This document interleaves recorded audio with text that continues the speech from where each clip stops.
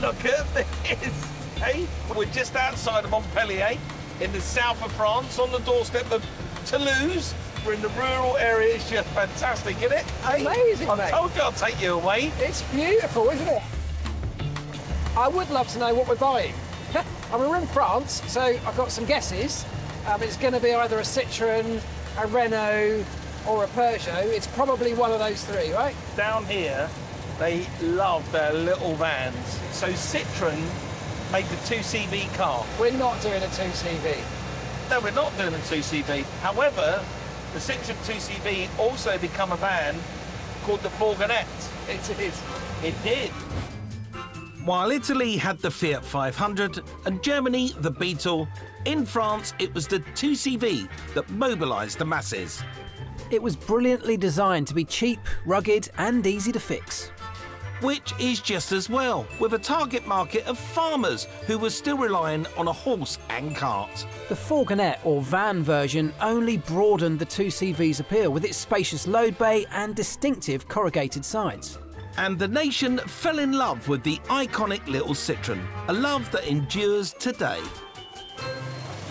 They're such a rare thing, especially back home. I mean, I'm not sure I've actually ever seen one other than being used at a festival for a coffee van or something. Exactly. In fact, 9 times out of 10, wherever you go to a city here in France, you'll see a coffee shop or a patisserie, and parked outside will be a little Citroën, either a HY van or a Fourgonnette outside, promoting their business. So I'm hoping that we can buy one, fix it up a little bit, and get it sold here, within region.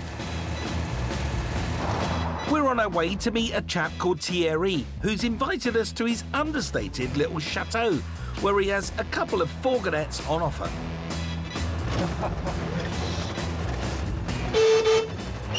Mate, I know how to deliver us in style. Hello.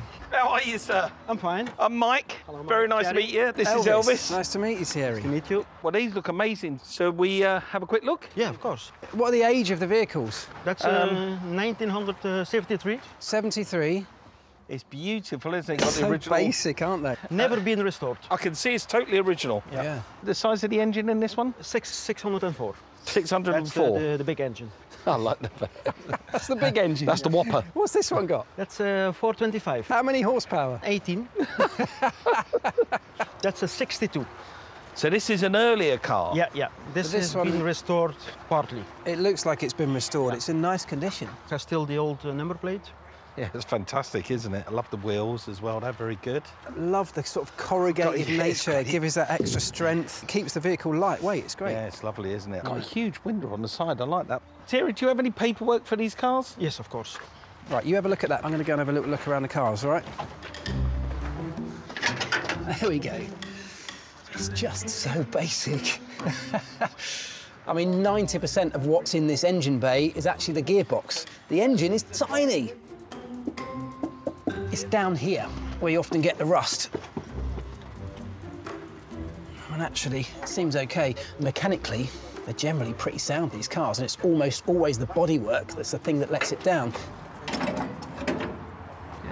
OK, so this is the original registration document for this car, Yes. 1962? Yes. Can we have a minute just to discuss? Course. Yeah, I'll let you. Yeah. Lovely, thank you very much. Mate, what did you find out?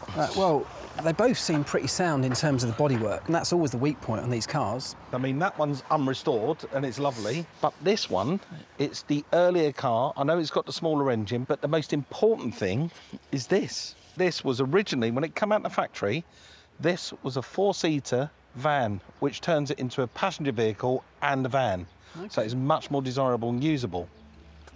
Let me just have a quick look in here. Because there's obviously no seats in the back right now. Or the little That's holes why it's got this big window, you know, for the passengers, so they can see out either side. It's a good point. That makes this much rarer. OK, so a 4-seater with only 2 seats and a tiny engine. Yeah, I can really see why the French fell in love with this car. Maybe it's more about the driving experience. I'll let you get in first, because we've got to do a suspension test. We just want to make sure that you're happy with that. It's like being on the high seas in a boat. It's great, isn't it? Time to feel the power of those 18 horses. I'm flat out. This is flat out? This is flat out. No way. Is it? I could run quicker. Oh, we got overtaken. This is woefully underpowered. My first thought is, this needs a bigger engine. This is ridiculous, honestly. This is barely usable. So we've been overtaken again. Maybe there is a way we can make this engine perform better. Maybe we can open the engine up, or even, dare I say, just change the engine. I don't know how anyone could ever use this. It's a museum piece like this. You can't use it to go anywhere. No. Right, let's throw it into this roundabout. Whoa! I'm going to come out. I can almost feel the floor on my fingertips. Whoa! That is ridiculous. It's crazy, isn't it? I reckon it could do with new bushes. You know, this is probably, it's old, isn't it?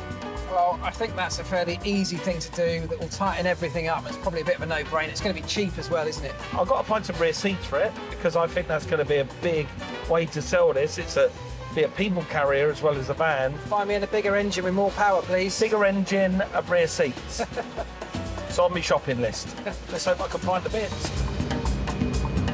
Let's get back there and try drive the price down, you know, from the €14,000.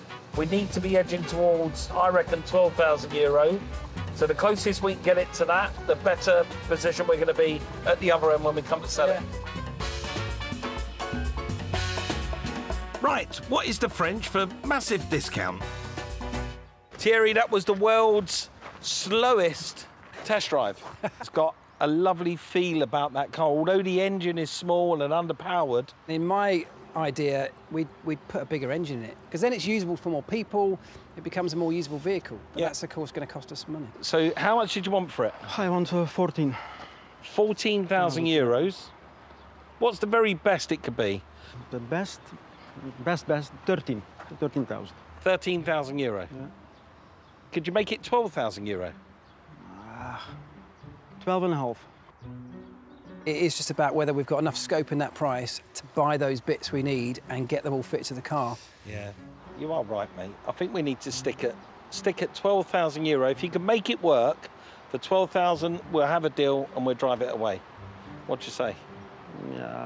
Yes. Okay. Thierry, well done. Thank you very much. Thank you, Thierry. Ah, mate, how good is that? What a car. We own a 2CV Fourgonnette passenger van.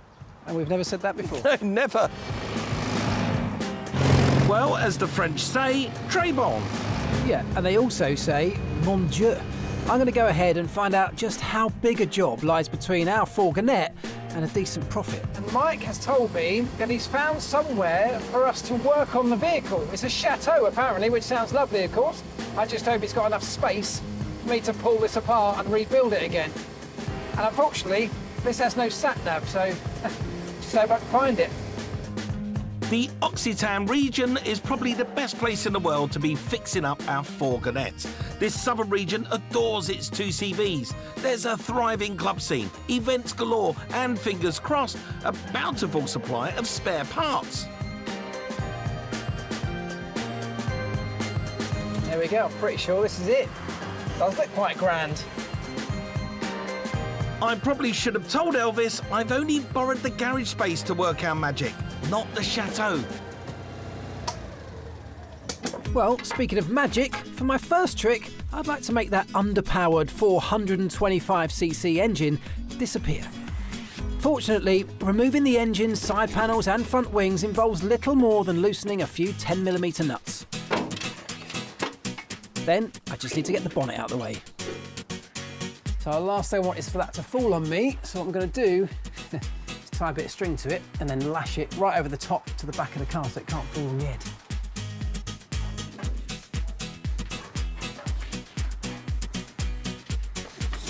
This is proper Boy Scout stuff, this, isn't it?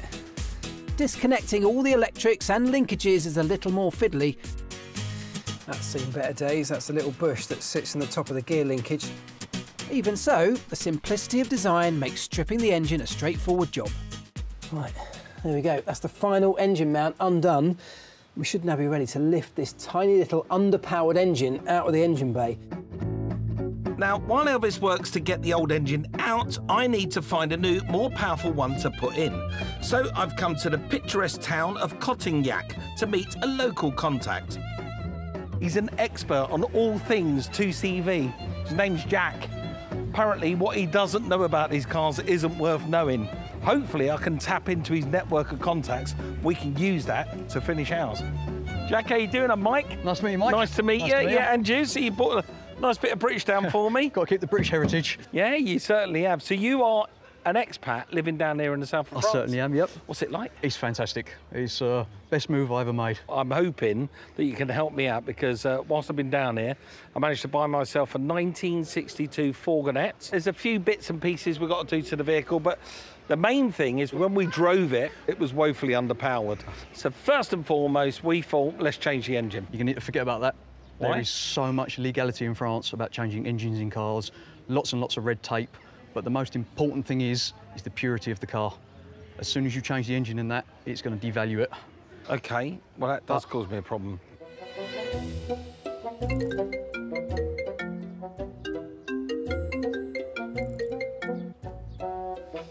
Hello, mate.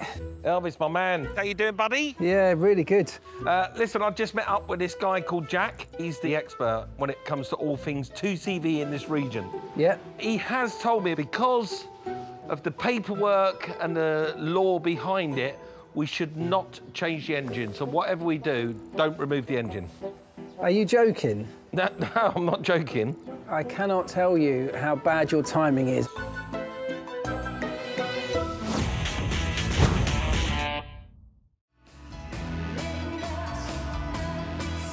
Our wheeler dealer, World Tour, has brought us to the south of France with its sun-drenched landscape and cafe culture.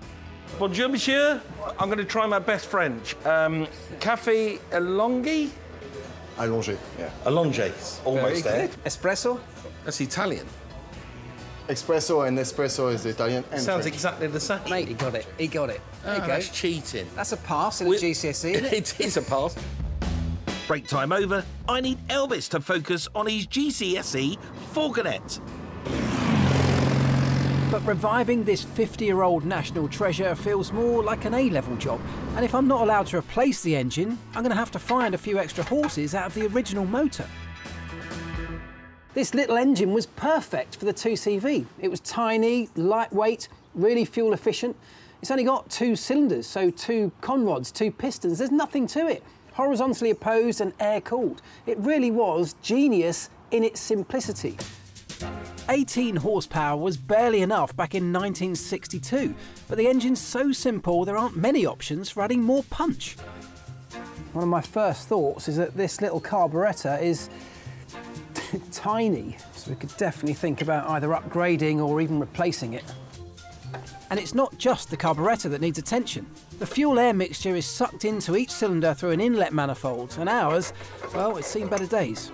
This is the inlet manifold here, but also attached is the exhaust manifold with this heat exchanger in the middle. And on the underside, yeah, they have a little drainage hole here for just bleeding off excess fuel.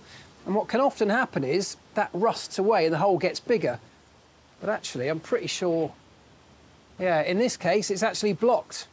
And if that's been blocked for years, there's less air flowing through the system, so that would need cleaning out. But what I've also discovered, look, here, it's actually broken. It's got a crack in it, which someone has done a sort of temporary repair in the past. The upshot is this needs replacing. And on that note, I might see if Mike could even find me a bigger one, which might help with that power output. Un grand manifold. Sounds achievable, especially with Jack's local knowledge and nose for 2CV parts. Well, look, I do have this now utopian shopping list. It would be lovely if I can achieve all of it today, which would be the rare rear seats. Let's hope he's got some of those. The other thing is as well, I remember, well, I've sold a few old 2CVs in my time, and I can remember that they used to be really frugal in terms of petrol because they had this freewheeling clutch. The one that we've got hasn't got that. Right, OK, what you're talking about is called the traffic clutch, which was an aftermarket part that was fitted to the 2CV. And what that was designed to do, it was the reason they called it a traffic clutch, it was designed if you was in town, you didn't need to keep pushing the clutch down every time you stopped. Right, but you just said some key words there. You said it was an aftermarket part. Are you saying that we could fit one to our car then? They're a very rare part, but if you do find one, you could potentially fit it to your car. And obviously, the carb improvement parts, you know, the bigger jets for the carbs. I mean, we'll go down there and we'll have to have a look in their workshop. We're heading to a place called the Mahari Club in nearby Cassis, which Jack assures me is an Aladdin's cave of all things 2CV. No way. Hey. Okay. Hey This is Cedric. Cedric, how are you? my friend. Cedric, Hi, how are Cedric. you? Nice I'm to meet Mike. you. Very nice to meet you. This vast site has warehouses full of 2CV parts, plus a huge workshop area where they can restore cars to original factory spec.